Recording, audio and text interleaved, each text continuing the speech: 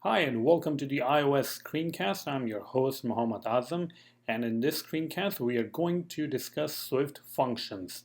Now if you haven't seen the previous screencast, I highly recommend that you do so by going to iosscreencast.com. Now that's a new website I just launched a couple of weeks ago, and you can go there and check out all the screencasts. Of course, absolutely free for you. You can go there and check it out. They're nicely organized, nice website. Of course, everything links back to YouTube, so you can go and check out iOS Screencast. Let's get started. So this is about functions. We already covered some of the aspects of functions in Swift language, and there are a lot of things extra to cover, which we are going to do in this particular screencast.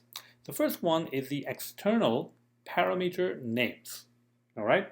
So let's go ahead. So this is our very simple function. If you want to make functions, this is message string, and basically just displays it. So if I can go over here, I can say, all right, display the message, and if I want to call it, I will simply call it message and then hello world.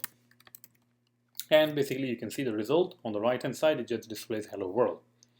Sometimes you want to provide an external name, okay, so that people who are calling this function, your consumer of the API mainly, they can use that name. And you can use a message name internally. So you can say over here something like outer variable name, okay? And now if you are calling it from outside, you will see that it displays outer variable name, and you have to specify explicitly that what you are actually calling. So this is very good if you are consuming an API, and if you're building basically an API, it's a very good idea to expose external names to your consumers.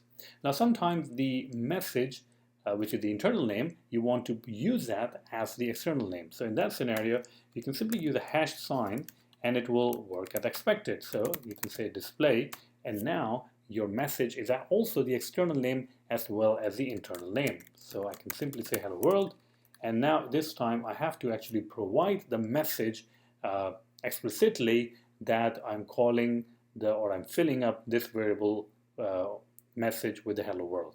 That's only because I'm providing this hash sign. If you remove this hash sign, then simply you can call the display function something like this, where you have to just say hello world.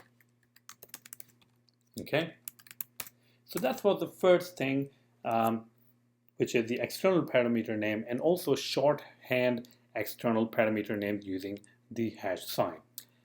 Default values, okay? Sometimes you don't want to provide any value when calling the function, so you can always do that. You can always say hello world over here just by adding the equal to and whatever the default value that you are providing. So you can do that. Now if I want to call this function, I'm just simply going to call it like this.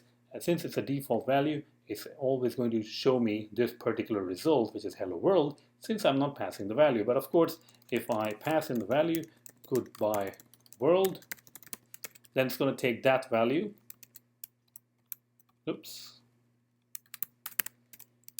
display, and I can say I don't know, goodbye world, and now I can have that value.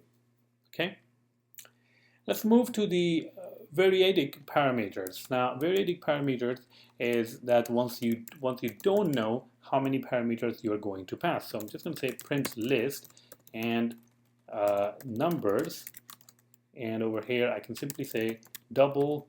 Now this is actually the variadic parameter. So double over here, or in numbers, is a variadic parameters, meaning that I don't really know how many variables I'm going to send which are of the double type. So if I want to call this function, I can simply say print list, and I can say 2, 3, 4, 5, blah, blah, and I can call these things, and now I will have a collection of numbers.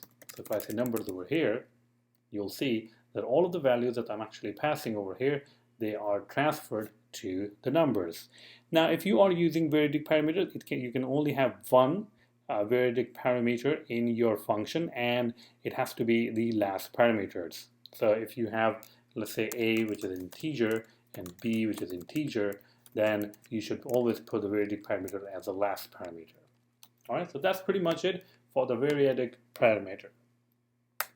In and out parameters. These are really cool. So let's make a function which is swap values, and we're going to say a, which is integer, and b, integer. All right. And if I want to swap a value, so I'm going to say let temp a equal to a equal to b, and equal to b, and b is equal to temp a. Now, of course, I cannot really assign these things because all of these function parameters are let or constant by default, so I have to say var and var over here, and now everything works okay. But the problem is once I call these functions, so let's actually go ahead and say var a equal to 10, var b equal to 15, and I can call these functions a and then b and see the result. So if I say over here a and b, the values are not really swapped, right? I mean, the values are swapped over here, but they are passed by a value so that they are not really swapped. The reference still is pointing to the 10 and 15, which we did it over here. So how do we do that? How do we make sure that after we call the swap values on a and b, even if I am outside the scope of that function, swap values function, the values will be a and b. So let's actually go ahead and do that. This will be done by in-out parameters. So you have to say in-out, and you also have to go ahead and change this to actually pass in the memory addresses instead of the actual values. So now the memory addresses will be changed, or the pointer basically will be changed, and now it's pointing to the correct A is 15 and B is 10. So whatever you change over here inside the swap values function, the variables which are outside the function are also pointing to the same result, and you get the values for A and B. Function as parameters. All right, so let's go move to the function as parameters, okay? So let's make a function, really simple, add, and it's going to have a, which is integer, and a b, which is also integer, and it returns the integer value. And of course, when I have to return, I'm simply going to return a plus b. Now, if we have a function, let's say perform math or whatever you want to call it, perform math function or perform whatever, so, and we can name it math function, and now we can define what that function, the perform, is going to take in a math function, what that function will look like.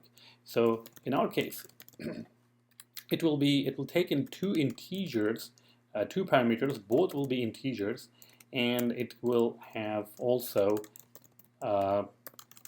return type as integer. And separately, I'm passing two other parameters, which are a and b. All right. So this is pretty much it, right? I mean, over here now, if I want to call the function, I can simply call it with a and b, and it's going to pass in that information. And you can, if you want to call perform, so you have to pass in a function that is compatible with that, which is a add, and you can pass 10, and you can pass 30, and you can go ahead and see the results. So it gets executed. Pretty cool, right? Function can not only be the parameters over here, but functions can also be the parameters which are the return type. So let's actually go ahead and do that. So we have a function, let's say display for mobile, and it's going to say print ln, and just say display for mobile, and just going to say over here display for printer. These are just random names, I'm making them up. Display for printer, and then we have a final function which is just display, and this function takes in should display for mobile, which is Boolean, and it can then return a function which does not take any parameters and also does not return any parameters. So all the functions that you actually create which will be like that, which doesn't take any parameter and which doesn't return any parameter, you can return these. So it should display for mobile, then I can simply say display for mobile, else we can go ahead and display for printer. And that is it. That is literally it. You call in the function display and you pass in true, and it basically returns you a function. So you can go ahead and say function, and then you can execute that function. And then you can see that once you execute it, it's actually executing display for mobile. I'm going to make it false, and now you can see that this guy is executed, which is display for printer. And that's pretty much it. So in this particular screencast, you learn about external parameters name, shorthand external parameters name, default value, variadic parameters, in and out parameters, function as parameters, and function as return value, which is this one, the last one. And I hope you like this video. Please do visit iosscreencast.com. A lot of more videos are about to come on iOS Screencast. It's a brand new website that I've designed and developed, and it's live right now. Everything is really nicely arranged. Want your support? Go ahead, comment on iOS Screencast, and I will really appreciate that. Thank you very much, and have a great day.